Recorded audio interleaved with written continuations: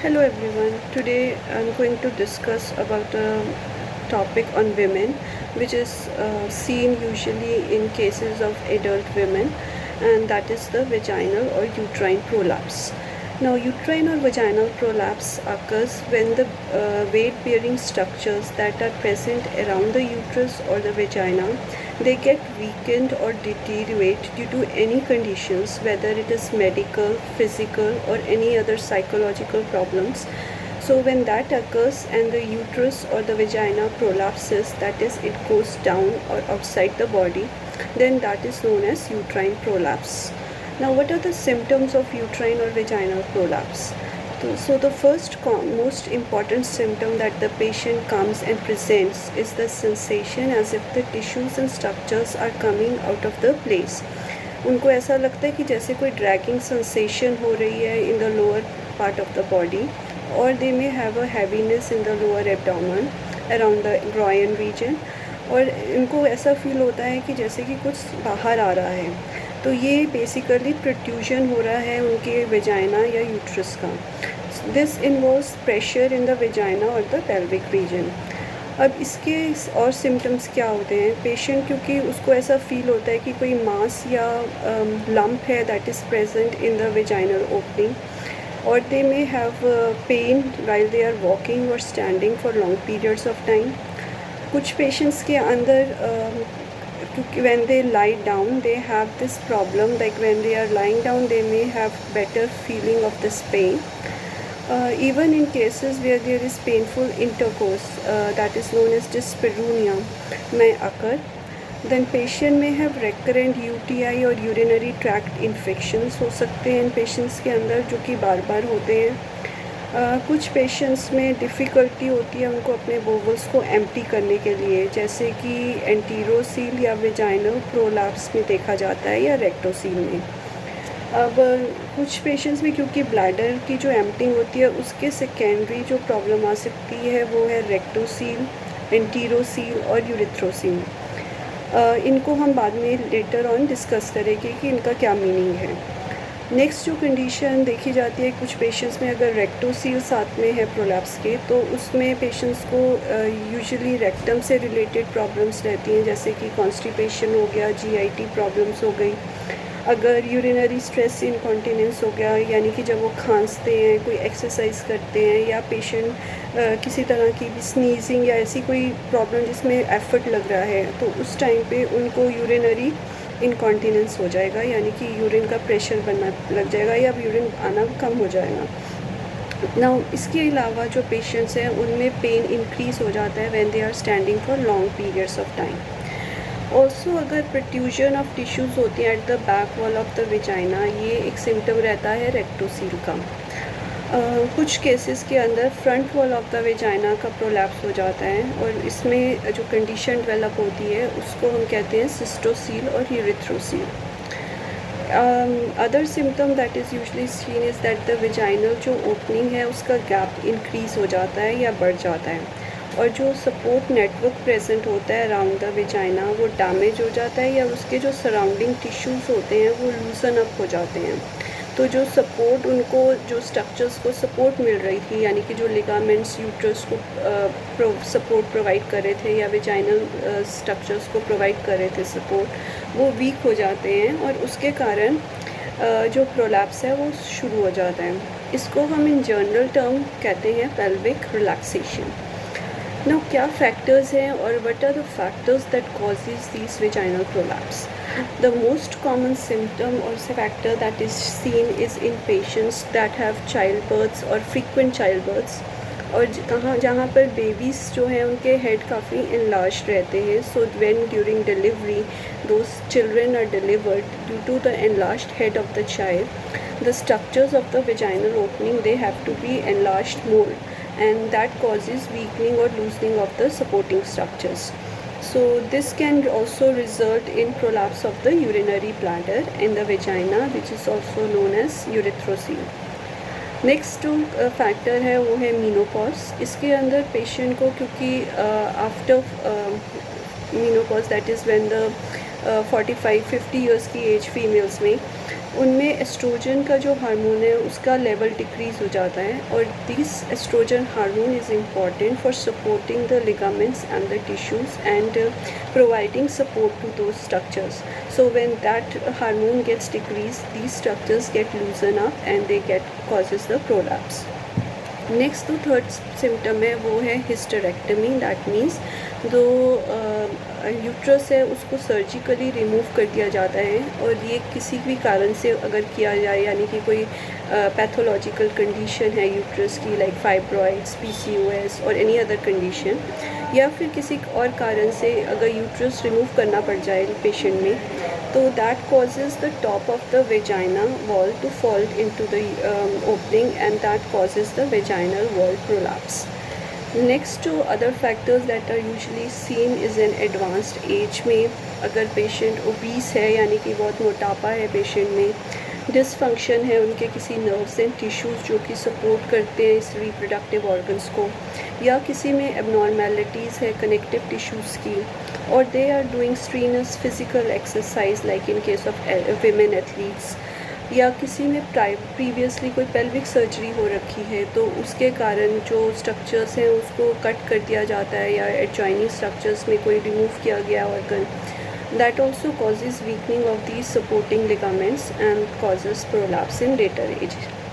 Now, what are the types of vaginal prolapse? Usually we classify vaginal prolapse into 5 major types. So जो first type है वो है rectocele, which is known as the prolapse of the rectum. इसके अंदर क्या होता है कि जो बैक वॉल होती है वेजाइना की, क्योंकि जो रेक्टम है आपका वो वेजाइना और यूट्रस के बैक साइड पे होता है, तो so back side of the जो वॉल है वेजाइना की वो प्रोलैप्स हो जाती है, जिसको हम रेक्टो वेजाइनल फेशिया भी कहते हैं. सेकेंड जो प्रोलैप्स है वो है cystocele. From the name itself we know that it is prolapse of the urinary bladder.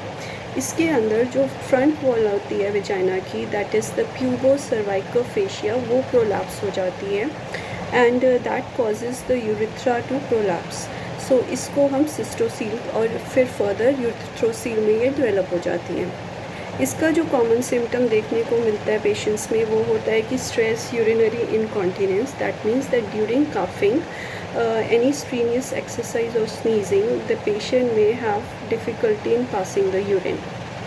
Then enterocele or herniated small bowel, ये तब होता है जब अपर वेजाइनल सपोर्ट वीक हो जाती है हिस्टेरेक्टमी के बाद, यानी कि जब यूट्रस रिमूव कर दिया जाता है किसी कारण से, और उसके कारण जो वेजाइनल सपोर्ट है वो वीक होने के कारण जो स्मॉल इंटेस्टाइन्स है उसका प्रोलैप्स वेजाइना में हो जाता है, and that causes pressure on both the front and the back wall of the vagina, and that separates the intestines to again push against the vaginal opening.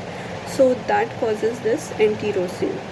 Then the fourth type is the prolapse of the uterus itself.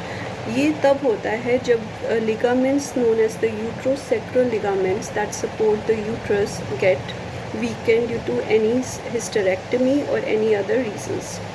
तो इसकी जो है ये 4 stages basically देखने को मिलती है. जो फर्स्ट स्टेज हमारे को देखने को मिलती है उसमें है फर्स्ट डिग्री प्रोलैप्स, जहाँ के जो यूट्रस है वो आपका ड्रॉप हो जाता है lower portion of the vagina में. Then the second degree prolapse वहाँ पे होता है जहाँ पे यूट्रस जो है वो ड्रॉप हो जाता है to the level of the vaginal opening.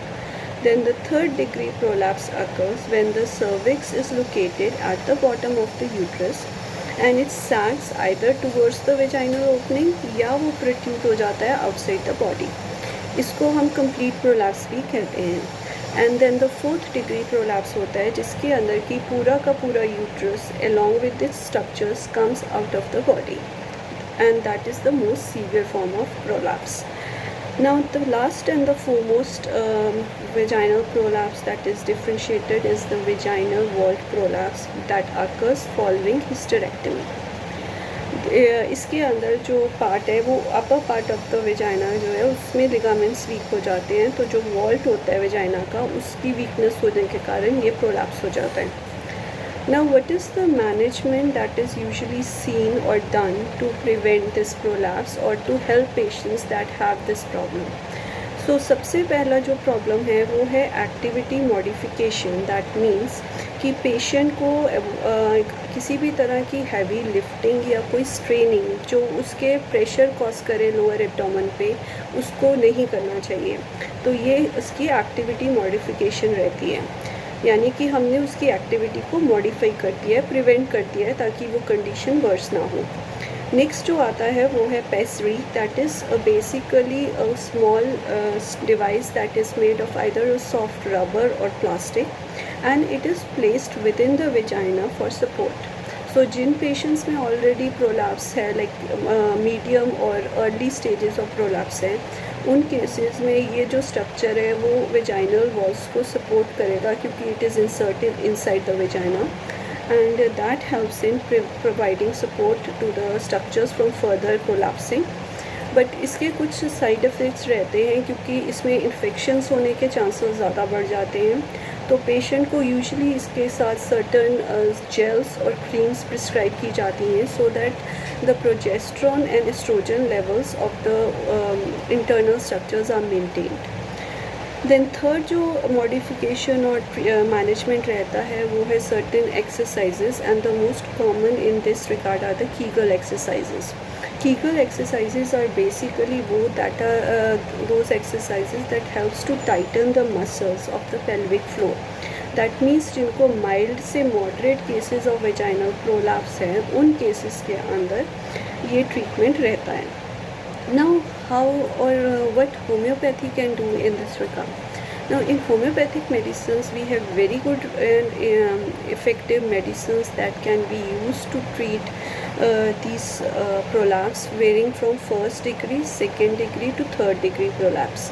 So, in the first degree prolapse, medicines जैसे कि AB scan हो गया, that is a good medicine if patient को सिर्फ बियरिंग डाउन सेंसेशन है, या फिर अगर पेशेंट को रेक्टोसील है साथ में या यूरिथ्रोसील है, तो उन केसेस में जो उनके सिम्टम्स हैं सच एज यूरिनरी इनकॉन्टिनेंस हो रहा है उसके कारण, तो हम उसको कुछ ऐसी मेडिसिन प्रिस्क्राइब कर सकते हैं उसके सिम्टम्स पे और उसके इश्यूज़ के कारण, that we can give to the patient to help support this structures.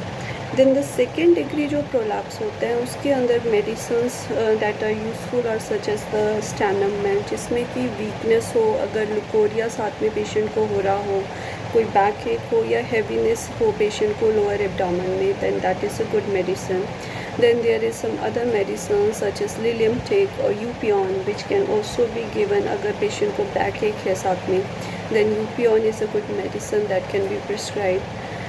Then third degree prolapse जो होता है उसके अंदर जो मेडिसिन्स होती हैं वो ऑल थ्री किंगडम्स को कवर करती हैं। That means we give the medicines that are derive from both mineral kingdoms, the animal kingdoms और the plant kingdom.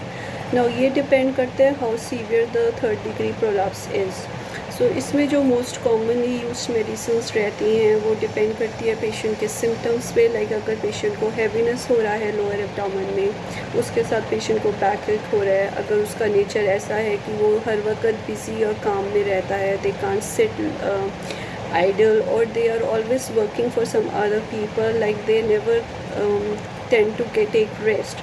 So in those cases medicines such as sepia is a good medicine. Then there is some medicine such as murex which is also a very good medicine. म्यूरिक्स के अंदर खास करके अगर bleeding ज़्यादा हो रही है या पेशेंट को बियरिंग डाउन सेंसेशन के साथ यूरिनरी ब्लैडर या के साथ फ्रीक्वेंट यूरिनेशन है प्रोलैप्स होने के कारण, या अगर वो पेशेंट उसको बैठने पे आराम मिलता है या अगर वो क्रॉस लेग बैठता है तब पेशेंट को ज़्यादा आराम मिलता है, then murex is a good medicine.